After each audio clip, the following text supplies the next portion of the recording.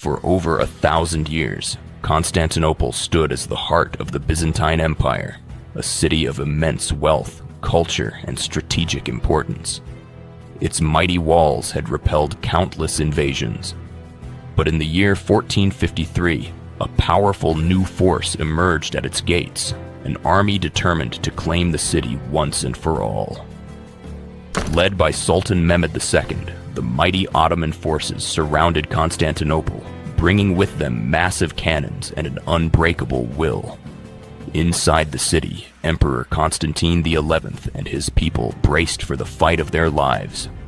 May 29th, 1453 would mark the end of an empire and the dawn of a new era. This is the story of the fall of Constantinople. Welcome to Chrono Whiz. Dive into history with me. Your time here will be worth it. Let's get started. By the mid-15th century, the Byzantine Empire was only a shadow of its former self. Once, it was the powerful Eastern Roman Empire, ruling vast lands across 3 continents. Its capital, Constantinople, had been a beacon of culture, trade, and Christianity for over 1,000 years. But time had taken its toll. War, economic struggles, and internal conflicts had weakened the empire. Now Constantinople stood alone, surrounded by the growing might of the Ottoman Empire. Most of the Byzantine territories had already fallen. Only a few outposts and allies remained, but none were strong enough to save the city from what was coming. Rising to power in the Ottoman Empire was a young, ambitious ruler, Sultan Mehmed II. He was only 21 years old, but he had a dream that many had failed to achieve before him: the conquest of Constantinople. To Mehmed, the city was not just a strategic prize, it was the key to his empire's future. He believed that capturing Constantinople would make him the most powerful ruler in the world. And so, he prepared for war, gathering a massive army and the most advanced weapons of his time. The stage was set for one of the most decisive battles in history. On April 6, 1453, the long-feared attack on Constantinople began. Sultan Mehmed II had assembled a massive army, estimated to be between 80,000 and 100,000 men, outnumbering the Byzantine defenders nearly 10-1. His forces surrounded the city on all sides, cutting it off from the outside world. Inside the city, Emperor Constantine XI and his people braced for the battle ahead. The Byzantine army, along with a few thousand Venetian and Genoese allies, numbered no more than 7,000. But they had one great advantage: the legendary Theodosian Walls. These walls had protected Constantinople for over 1,000 years, repelling invaders time and time again. Many believed they were indestructible, but this time things were different. The Ottomans had something never seen before on this battlefield: massive cannons designed by a Hungarian engineer named Orban. These cannons were among the largest in history, capable of firing huge stone balls that weighed over 500 kilograms, 1,100 pounds. When the first shots were fired, the ground shook, and the deafening blasts echoed across the city. For days and nights, the bombardment continued. The walls trembled under the relentless assault. Stones cracked, dust filled the air, and sections of the mighty fortifications began to crumble. But despite the destruction, the Byzantines did not surrender. They rushed to repair the breaches, reinforcing the walls with rubble and wooden barricades. Meanwhile, on the front lines, fierce battles broke out. Ottoman soldiers charged the walls, using ladders and siege towers to try and break through.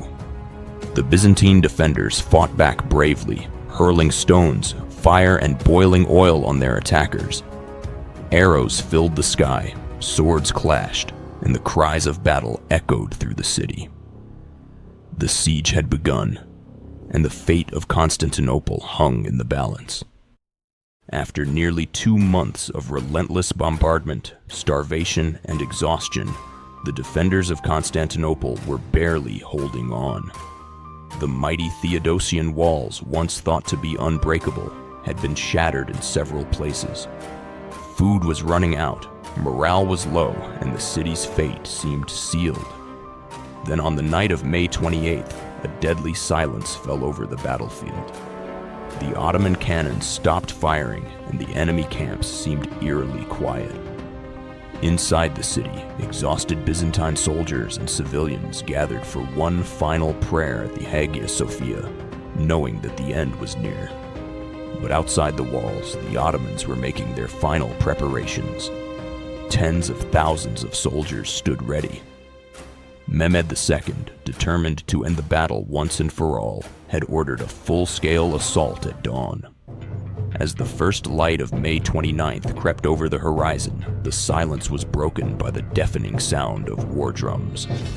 The Ottoman army surged forward in waves. Thousands of janissaries, elite Ottoman soldiers, charged toward the breached walls. The Byzantines fought with everything they had. Men, women, and even children joined the defense, wielding swords, spears, and anything they could find. Arrows flew through the air, swords clashed, and the cries of battle filled the streets. Emperor Constantine XI, refusing to abandon his city, took up his sword and led his men into the fray. For hours, the desperate battle raged. The Byzantines managed to hold back the first waves of attackers, but the Ottoman numbers were too great. More and more soldiers poured through the breaches in the walls. Then, a turning point. An Ottoman soldier managed to raise the empire's banner on one of the towers, signaling that the walls had been breached. Panic spread among the defenders. Despite their bravery, they were overwhelmed. In the chaos, Emperor Constantine XI made his final stand. He fought fiercely alongside his men, refusing to retreat. But eventually, he was surrounded and killed. His body was never found, and legends say he died fighting like a true warrior. With their leader gone and the walls broken, the last Byzantine resistance collapsed. The Ottomans flooded into the city, marking the end of an empire that had lasted for over 1,000 years. Constantinople had fallen. As the sun rose over Constantinople on May 29th, 1453, the great city that had once stood as the heart of the Byzantine Empire now belonged to the Ottomans. Sultan Mehmed II, now known as Mehmed the Conqueror, rode triumphantly through the gates, marking the beginning of a new era. He declared Constantinople the new capital of the Ottoman Empire and gave it a new name, Istanbul. But Mehmed did not seek to destroy the city. Instead, he wanted to rebuild it as a center of culture, trade, and power. He ordered the repair of its walls, reopened its marketplaces, and encouraged people of different backgrounds to settle there. Under his rule, Istanbul would grow into one of the most important cities in the world. One of his first acts was to enter the Hagia Sophia, the grand church that had stood for nearly 1,000 years as a symbol of Byzantine Christianity. Standing beneath its massive dome, Mehmed admired its beauty, but he also saw its future. He ordered it to be converted into a mosque, a powerful symbol of the city's transformation. Islamic prayers soon echoed through the halls where Christian chants had once been sung. Over time, Istanbul became a thriving Islamic and multicultural metropolis. The fall of Constantinople was more than just the end of the Byzantine Empire. It was a turning point in world history. For centuries, Constantinople had been the gateway between Europe and Asia, controlling key trade routes. With the Ottomans now in power, European nations realized they needed new ways to reach the rich markets of the East. This desperate need for new trade routes led to an age of exploration. The fall of Constantinople was not just the end of an empire. It was the dawn of a new era. It marked the rise of the Ottoman Empire as a dominant world power and forever changed the course of history. The fall of the city reshaped global trade, helped spark the age of exploration, and left a lasting impact on cultures, religions, and politics. But while the Byzantine Empire is gone, its legacy still stands. The spirit of Constantinople lives on in the heart of modern-day Istanbul, where the past and present exist side by side. The Hagia Sophia, once a church, then a mosque, and now a museum, remains a powerful symbol of the city's rich and complex history. More than 500 years later, the fall of Constantinople is still one of the most significant events in history. But what do you think was the biggest consequence of this moment? Was it the rise of the Ottoman Empire, the shift in global trade, or something else entirely? Let us know your thoughts in the comments. And if you enjoyed this journey through history, don't forget to like, share, and subscribe for more historical insights. Thanks for watching, and we'll see you in the next video.